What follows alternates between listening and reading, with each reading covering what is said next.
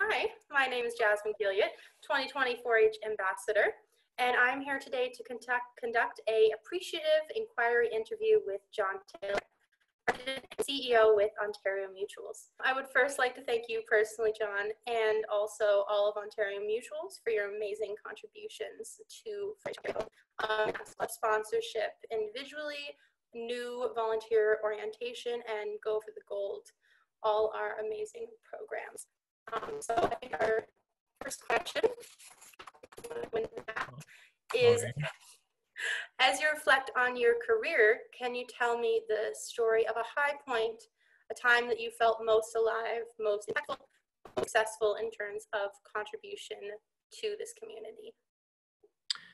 So, yeah, that's a great question. And when I think back, where I worked back sort of around the year 2000, there was a situation came up in there was a lot of people that became ill up in Walkerton as a result of tainted water. And it was a really unfortunate, very difficult situation. And it affected the whole town and it affected the whole county.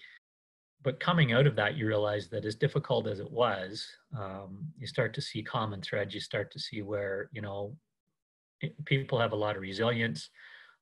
Societies have a lot of resilience. Communities have a lot of resilience. And being part of a situation where you can see that resilience come into play. And, when you're dealing with difficult things every day, but you're doing the best you can and you're making decisions based on the best possible information, but also what you think is right.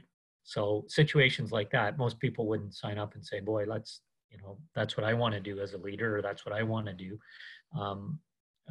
But when it happens, you kind of work through it. And at the time it can seem, absolutely, you may feel like you're at the end of your rope, but also it's the time when you look back and say, boy, I learned a lot from that and made a difference and worked hard and something good happened from it, or something, somebody benefited from that. So those are the times, I think, in your career, the times where you'd say, we don't want a crisis, no way.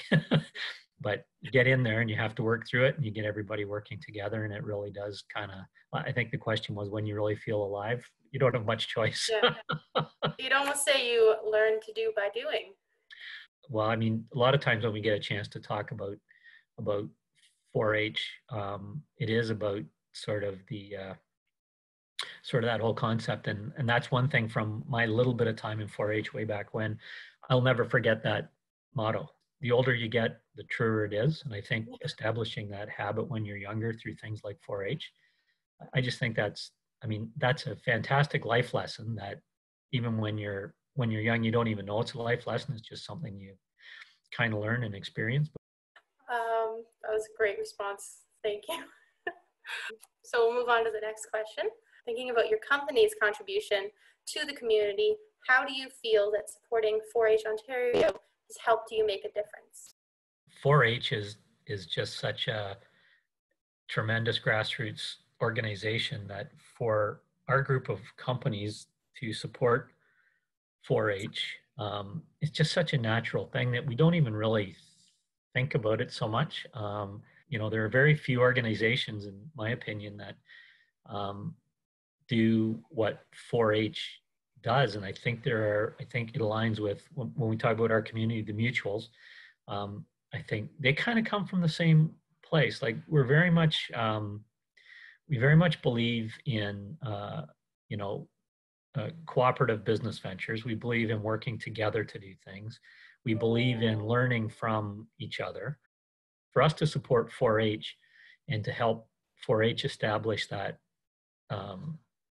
value set and that ability to get young people as they're learning, started out, first of all, in learning important things about agriculture or whatever the club happens to be on. And I know 4-H is broader than, what it used to be in terms of, sort of crops and animals and homemaking skills, etc. Like I know there's all kinds of stuff go there that reflect the sophistication of agriculture in the rural communities. But I think to actually learn that technical part while you're going, but at the same time also learn what it's like to cooperate together and to take turns being leaders and to you realize when you're in something like 4-H and you're in, like, I think you said you're on your way to 70 clubs. When you think about it, that means that 70 people took the time to lead a club you were in.